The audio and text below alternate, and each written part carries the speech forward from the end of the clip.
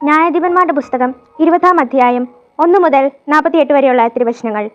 ബെഞ്ചമിനെ ശിക്ഷിക്കുന്നു. Than മുതൽ ബർഷേബ വരെയുള്ള Israel ജനം മുഴുവൻ ഇറങ്ങിത്തിരിച്ചു. ഗിലെയാദ് ദേശക്കാരും ചേർന്നു. അവർ ഏകമനസ്സോടെ മിസ്പായിൽ കർത്താവിന്റെ മുൻപിൽ ഒരുമിച്ചുകൂടി. ജനപ്രമാണികളും ഇസ്രായേൽ ഗോത്രങ്ങളിലെ നേതാക്കന്മാരും ദൈവജനത്തിന്റെ സഭയിൽ ഹാജരായി. ഖണ്ഡകധാരികളോടെ ആ കാലാൾപ്പട 4 ലക്ഷം പേരടങ്ങിയതായിരുന്നു. ഇസ്രായേൽ മിസ്പായിലേക്ക് പോയിരിക്കുന്നുവെന്ന് ബെഞ്ചമിൻ ഗോത്രക്കാർ കേട്ടു. ഇത്ര വലിയ ദുഷ്ടത എങ്ങനെ സംഭവിക്കുന്നുവെന്ന് ഞങ്ങളോട് പറയുക എന്ന് ഇസ്രായേൽ ജനം ആവശ്യപ്പെട്ടു. കൊല്ലപ്പെട്ട സ്ത്രീയുടെ ഭർത്താവായ ലേവ്യൻ പറഞ്ഞു, ബെഞ്ചമിൻ ഗോത്രത്തിന്റെ അധീനതയിലുള്ള ഗിബെയയിൽ ഞാനും എൻ്റെ ഉപനാഴിയും രാത്രിയിൽ താമസിക്കാൻ ചെന്നു. ഗിബെയയിലെ ആളുകൾ രാത്രി എനിക്കെതിരായി വന്ന് എന്നെ കൊല്ലാൻ വീട് വളഞ്ഞു. എൻ്റെ ഉപനാരിയെ അവർ ബലാത്സംഗം ചെയ്തു. അങ്ങനെ അവൾ മരിച്ചു.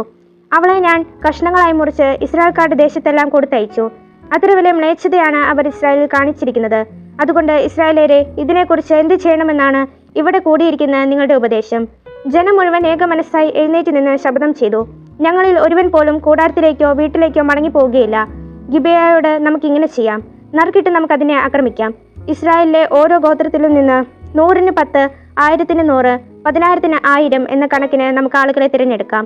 ബെഞ്ചമിൻ ഗോത്രത്തിലെ ഗിബെയ നഗരം ഇസ്രായേലിൽ ചെയ്ത കൂലികൃത്യത്തിന് പ്രതികാരം ചെയ്യാൻ ജനങ്ങൾ വരുമ്പോൾ ഈ തിരഞ്ഞെടുക്കപ്പെട്ടവർ അവർക്ക് ഭക്ഷണം കൊണ്ടുവരട്ടെ. ഇസ്രായേൽ ജനം മുഴുവൻ പട്ടണത്തിനെതിരെ ഒറ്റക്കെട്ടായി നിന്നു. ഇസ്രായേൽ ഗോത്രങ്ങൾ ബെഞ്ചമിൻ ഗോത്രത്തിലെങ്ങും ദൂതന്മാരെ അയച്ച് അറിയിച്ചു, എത്ര ഘോരമായ തിന്മയാണ് നിങ്ങളുടെ ഇടയിൽ സംഭവിച്ചിരിക്കുന്നത്. അതുകൊണ്ട് ഗിബെയയിലുള്ള ആ നീചന്മാരെ ഞങ്ങൾക്ക് വിട്ടുതരുവിൻ. ഇസ്രായേലിൽ നിന്ന് തിന്മ നീക്കം ചെയ്യേണ്ടതിന് ഞങ്ങൾ അവരെ കൊന്നുകളയട്ടെ. എന്നാൽ ബെഞ്ചമിൻ ഗോത്രക്കാർ തങ്ങളുടെ സഹോദരന്മാരായ ഇസ്രായേൽക്കാരുടെ വാക്കുകൾ വകവെച്ചില്ല. ഇസ്രായേൽ ജനത്തിനെതിരെ യുദ്ധം ചെയ്യാൻ അവർ പട്ടണത്തിൽ നിന്ന് ഗിബെയയിൽ ഒന്നിച്ചുകൂടി. ഗിബെയവാസികളിൽ നിന്ന് തന്നെ എണ്ണപ്പെട്ട 700 പ്രഗത്ഭന്മാരുണ്ടായിരുന്നു. അവർക്ക് പുറമെ വാളെടുക്കാൻ പോകുന്ന 25,000 ബെഞ്ചമിൻ ഗോത്രജരും ഉണ്ടായിരുന്നു. അവരിൽ പ്രഗത്ഭന്മാരായ 700 ഇടതു കയ്യന്മാരുണ്ടായിരുന്നു. ഇവർ ഒരു തലമുടി ഇഴയ്ക്ക് പോലും ഉന്നം തെറ്റാത്ത കവണക്കാർ ആയിരുന്നു.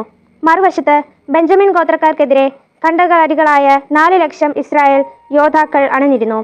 ഇസ്രായേൽ ജനം ബഥേലിലെത്തി. ബെഞ്ചമിൻ ഗോത്രക്കാരോട് യുദ്ധം ചെയ്യാൻ തങ്ങളിൽ ആരാണ് ആദ്യം പോകേണ്ടതെന്ന് ദൈവം ആരാഞ്ഞു. യൂദ ആദ്യം പോകട്ടെ എന്ന് കർത്താവ് അരുളി ചെയ്തു. ഇസ്രായേൽ ജനം രാവിലെ എഴുന്നേറ്റ് ഗിബെയയ്ക്കെതിരായി പാളയം അടിച്ചു. അവർ ബെഞ്ചമിൻ ഗോത്രത്തിനെതിരായി യുദ്ധത്തിനിറങ്ങി. ഗിബെയയിൽ അവർക്കെതിരായി അണിനിരുന്നു. ബെഞ്ചമിൻ ഗോത്രക്കാർ ഗിബെയയിൽ നിന്ന് വന്ന് 20,000 ഇസ്രായേൽക്കാരെ അന്ന് അഴിഞ്ഞു വീഴ്ത്തി. എങ്കിലും ഇസ്രായേൽക്കാർ ധൈര്യം സംഭരിച്ചു. ആദ്യ ദിവസം അണഞ്ഞിരുന്നിടത്ത് തന്നെ വീണ്ടും അണഞ്ഞിരുന്നു.